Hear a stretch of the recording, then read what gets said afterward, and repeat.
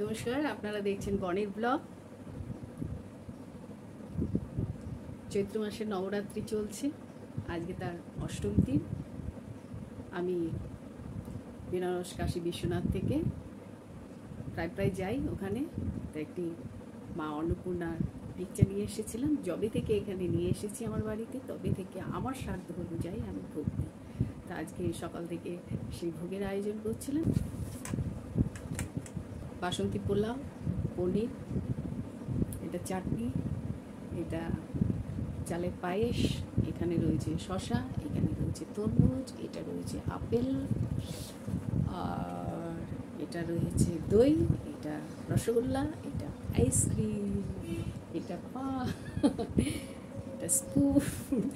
এগুলো দিয়ে আমি আজকে মা অন্নপূর্ণাকে আরাধনা করব। সঙ্গে তখন পুরো ভিডিওটা দেখার জন্য লাইক, শেয়ার, কমেন্ট, সাবস্ক্রাইব করবেন। সাবস্ক্রাইব না করলে আমি এগোবো কী করে? আপনাদের ভরসাতেই তো আমি ইউটিউব চ্যানেলটা খুলেছিলাম। তো যাই হোক, কথা না বাড়িয়ে 1টা বাজে, মাকে খেতে দিই।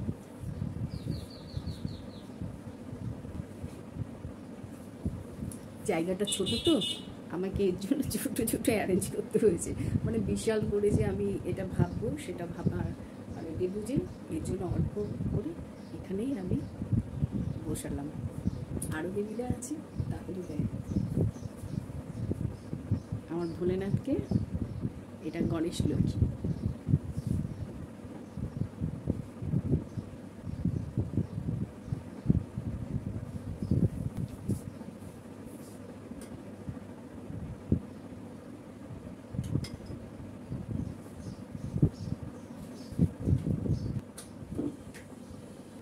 এটা মা সরস্বতী।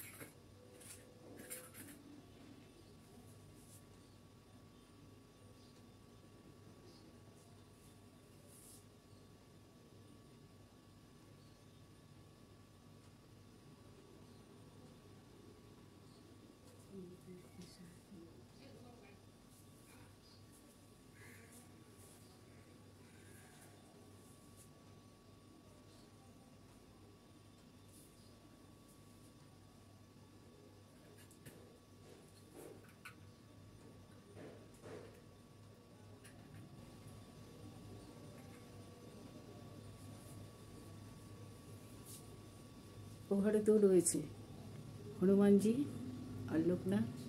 ধূপকাঠিটা দিয়ে আসি, জল মিষ্টি দিয়ে এসছি, অলরেডি ধূপকাঠি দেখে আসি।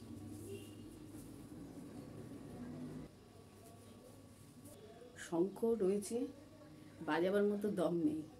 ঘন্টা, কাসর এইগুলো সব বাঁকে তোলা থাকে, বার করতে পারিনি। যাই হোক, মনে ভক্তি হচ্ছে আসো, যেটা আমি শুনে রেখেছি।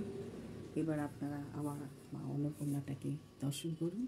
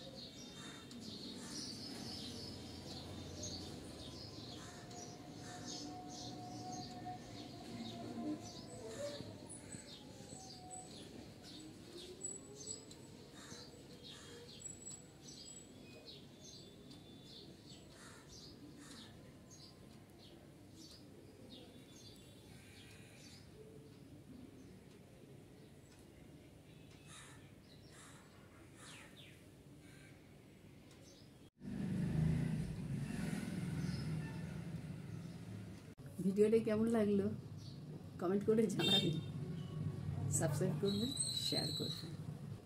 ফের দেখা হবে অন্য কোনো ভিডিওতে। সকলে ভালো থাকবেন, সুস্থ থাকবেন, বেশি করে জল খাবেন, এত গরমে প্রয়োজন না থাকলে বাইরে বেরোবেন না। ঠিক আছে, ওকে, টাটা।